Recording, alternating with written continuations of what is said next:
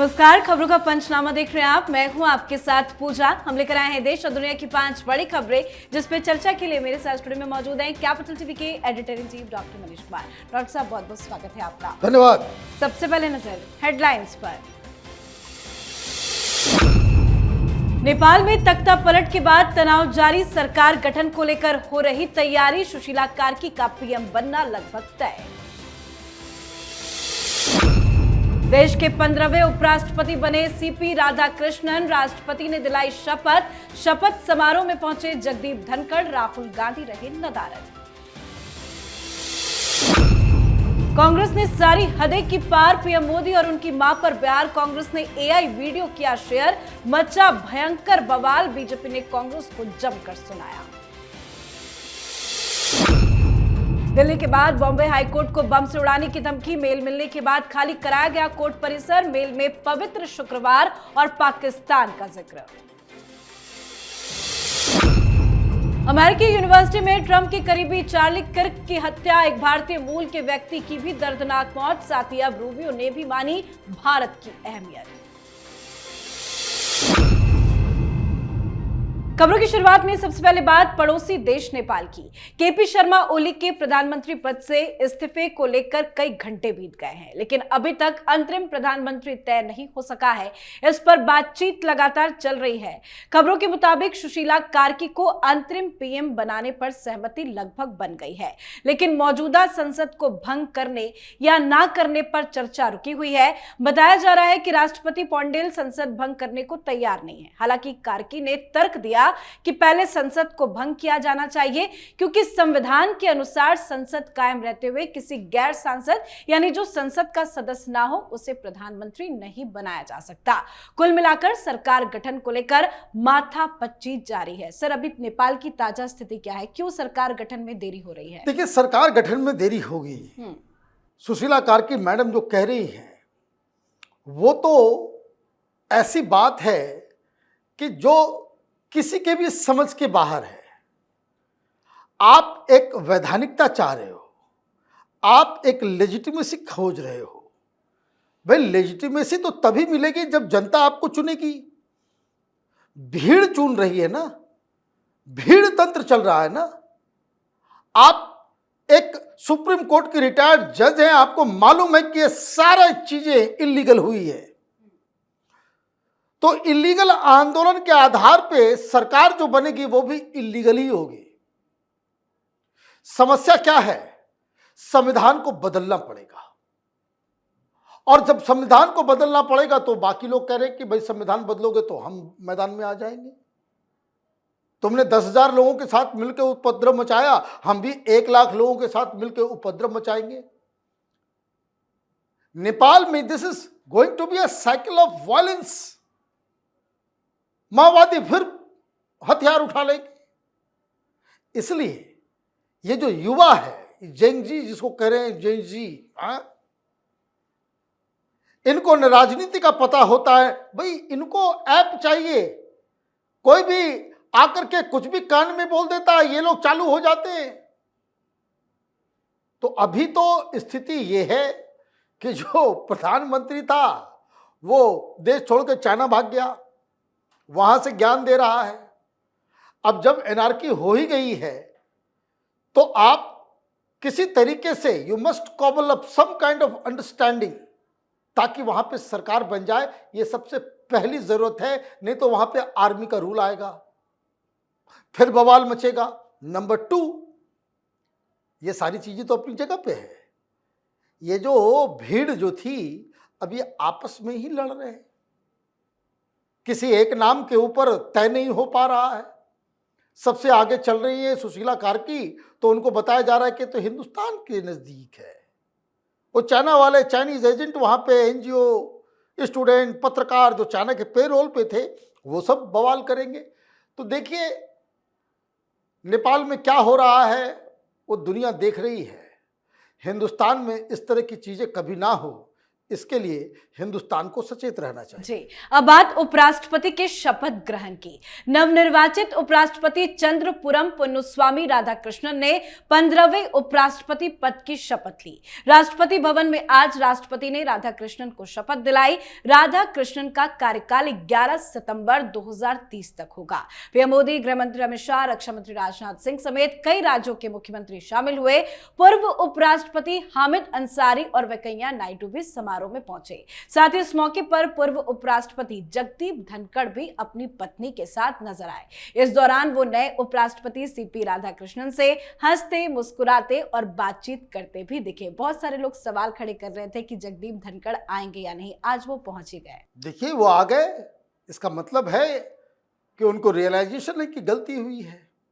उनको इस बात का भी रियलाइजेशन है कि कांग्रेस पार्टी और तमाम तरह के विपक्षी नेताओं ने उनका इस्तेमाल किया जो नहीं करना था, और बड़े फख्र से वो आए, पहली पंक्ति में उनको जगह दी गई। लेकिन राहुल गांधी नहीं आए। Rahul Gandhi leader of opposition, वो गायब रहे। ये रिलक्टेंट व्यक्ति है, राजनीति इनके बस की नहीं है। ये उपद्रवियों को ही लीड कर सकते हैं। वो भी लीड क्या करेंगे? कोशिश तो कर रहे हैं, देश में बवाल मचे, हो ही नहीं पाता। अब कांग्रेस पार्टी सामने आई, राहुल गांधी को तो कुछ भी करेंगे, उसको डिफेंड करना है। उन्होंने कहा कि देखिए, उपराष्ट्रपति जो है वो तो राज्यसभा का है, तो राज्यसभा के जो लीडर ऑफ अपोजिशन है वो तो आ गए। इतना छिछला, इतना खराब कोई आर्गुमेंट हो सकता है? उपराष्ट्रपति राज्यसभा के होते हैं, उपराष्ट्रपति देश के होते हैं। और जब राष्ट्रपति नहीं है तो प्रोटोकॉल के मुताबिक वो राष्ट्रपति की तरह काम करे। आप राष्ट्रपति के कार्यक्रम में इनवाइट किसने भेजा? प्रधानमंत्री मोदी ने नहीं। इनविटेशन राष्ट्रपति की तरफ से भेजा गया। कार्यक्रम कहाँ हो रहा है? राष्ट्रपति के नेतृत्व में हो रहा है, राष्ट्रपति भवन के अंदर हो रहा है। और आप कह रहे हो कि हमारे पास टाइम नहीं है। तो ये कांग्रेस पार्टी ऐसे ही करते रहे। राहुल गांधी के नेतृत्व में भारतीय जनता पार्टी जो है, उसको विपक्ष के बारे में चिंता करने की कोई आवश्यकता नहीं है। इस तरह के वो गड्ढे खुद के लिए खोदते रहते हैं। जी, अब बात कांग्रेस की घिनौनी राजनीति की। बिहार के दरभंगा में राहुल गांधी की वोट अधिकार यात्रा के दौरान मंच से पीएम मोदी को मां की गाली दी गई थी। मामले का वीडियो सामने आने के बाद जमकर बवाल मचा। हालांकि इतने से कांग्रेस को चैन नहीं मिला। अब कांग्रेस पार्टी ने एआई का इस्तेमाल कर एक बार फिर से देश के प्रधानमंत्री नरेंद्र मोदी की मां का अपमान किया है। बिहार कांग्रेस ने सोशल मीडिया पर एआई जनरेटेड वीडियो पोस्ट किया। इस वीडियो में 2 किरदार दिखाए गए हैं, जिनमें से एक प्रधानमंत्री नरेंद्र मोदी और दूसरा उनकी दिवंगत मां हीराबेन है। वीडियो में चुनाव में मां का नाम इस्तेमाल करने पर फटकार लगाते हुए दिखाया गया है। वीडियो पर बीजेपी भयंकर आग बबूला है। बीजेपी का आरोप है कि कांग्रेस ने राजनीतिक बहस का स्तर गिराकर सारी हदें पार कर दी है। तो राहुल गांधी बार बार वोट चोर गद्दी छोड़ का नारा लगा रहे हैं। राहुल गांधी पीएम के जन्मदिन पर हाइड्रोजन बम फोड़ने की तैयारी कर रहे हैं। और कितना गिरेगी कांग्रेस पार्टी? भाई, कोई लिमिट नहीं है। आप प्रधानमंत्री मोदी की घृणा में इस तरह के अंधे हो जाएंगे? अभी मैं करीब 40 कंस्टिट्यूंसी घूम के आया हूं बिहार में। लोग बड़े नाराज हैं कि प्रधानमंत्री मोदी की मां को गाली पड़ी है। और यह अभी ठंडा हुआ नहीं है। आपने दूसरा एटम बम फोड़ दिया। कहां? कांग्रेस पार्टी और आरजेडी के दफ्तर में ही। ये खुद के पैर पे कुल्हाड़ी मारने जैसा काम कर रहे हैं। ये कोई पॉलिटिकल पार्टी नहीं रही कांग्रेस पार्टी। ये बन गई है गाली गलौज देने वाली पार्टी। और दिक्कत क्या है कि राहुल गांधी को इसमें मजा आता है। ऑब्वियस सी बात है कि अगर आप प्रधानमंत्री मोदी को लेकर के कोई एआई वीडियो जनरेट कर रहे हैं तो राहुल गांधी को जरूर दिखाया गया होगा। उनको बड़ा आनंद आया होगा कि बहुत अच्छा, बहुत अच्छा, अब इसको लगा दो। अब दिक्कत क्या है कि पवन खेड़ा को मैदान में आगे किया गया। अब पता नहीं इन लोगों की अंतरात्मा है या मर गई है। आप इस तरह के कुकृत्य को डिफेंड कर रहे हो कि जवाहरलाल नेहरू के बारे में भी तो कहते हो। अब अगली बार से बनना शुरू हो जाएगा मीम्स। एडविना माउंटबेटन और जवाहरलाल नेहरू की मुंह छिपाते नहीं छिप पाएंगे आप लोग। और प्रधानमंत्री मोदी की मां राजनीति में थी क्या, जो आप उनका इस्तेमाल कर रहे हैं? नेहरू पे कटाक्ष किया जाता है, राजीव गांधी पे किया जाता है, सोनिया गांधी पे किया जाता है, इंदिरा गांधी पे किया जाता है, क्योंकि ये लोग राजनीति में थे। जो लोग राजनीति में नहीं है उनके ऊपर कोई कटाक्ष नहीं किया जाता। तो ये एक ऐसी चीज है जो मुझे लगता है कि कांग्रेस पार्टी इस तरह के काम करके लोगों की नजरों में दिन ब दिन गिरते चली जा रही है। जी, चलिए बढ़ते हैं आगे। दिल्ली और बॉम्बे हाईकोर्ट को मिली बम धमकी की सूचना से आज हड़कंप मचा।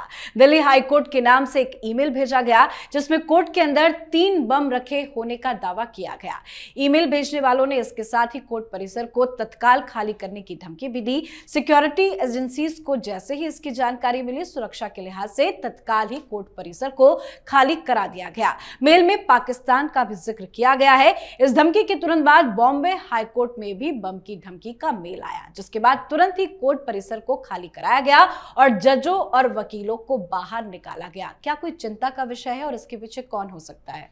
देखिए, टाइमिंग देखिए, इसके पीछे कौन है एजेंसियां तो पता लगा रही है, लेकिन 2-3 चीजें हुई हैं पिछले 1 सप्ताह में।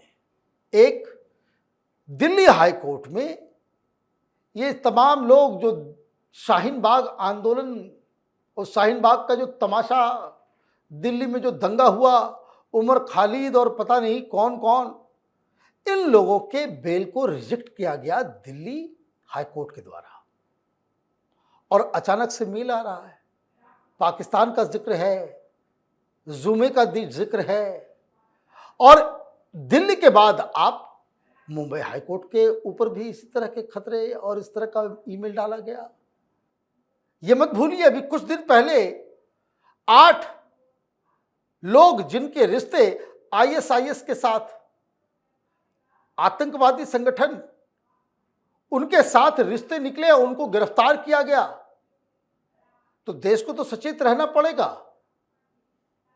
ये कोई आम लोगों का काम नहीं है, ये बड़े ही संगठित और उस तरह के ऑर्गेनाइजेशन का काम है जो हिंदुस्तान को तबाह बर्बाद करना चाहती। और मुझे तो लगता है कि इन लोगों का लिंक निकलेगा तो इसी तरह के आतंकवादी संगठनों से इसका लिंक निकलने वाला है। जी, अब बात आज की आखिरी खबर की। अमेरिका से कुछ ऐसी खबरें सामने आई है जो वाकई में चिंताजनक है। ट्रंप के करीबी 31 वर्षीय एक्टिविस्ट चार्ली किर्क की एक यूनिवर्सिटी में दिन दहाड़े गोली मारकर हत्या कर दी गई। इस हत्या से पता चलता है कि संयुक्त राज्य अमेरिका में राजनीतिक हिंसा का खतरा अभी तक टला नहीं है। साथ ही अमेरिका के डलास शहर में एक भारतीय मूल के व्यक्ति की बर्बर तरीके से हत्या की गई। भारतीय मूल के 50 वर्षीय चंद्रमौली नागमलैया की पत्नी और पुत्र की मौजूदगी में ही कुल्हाड़ी से गर्दन काटकर हत्या कर दी गई। इस तरह की खबरों ने सभी को जरूर चौंकाया है। साथ ही भारत अमेरिका के रिश्ते पटरी पर लौट रहे हैं। अब अमेरिकी विदेश मंत्री मार्क रूबियो ने भी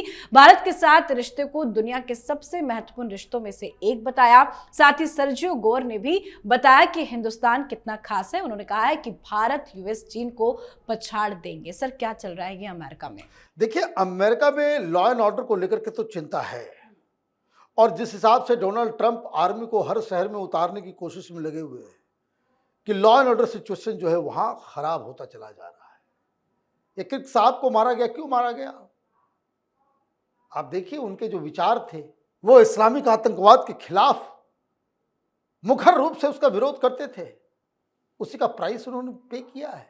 रही बात हिंदुस्तान और अमेरिका के रिश्ते की, तो पटरी पे वाकई लौट रही है, क्योंकि आप देखिए, हिंदुस्तान का जो टैरिफ के ऊपर डिस्कशन अमेरिका से फिर से शुरू हो गया।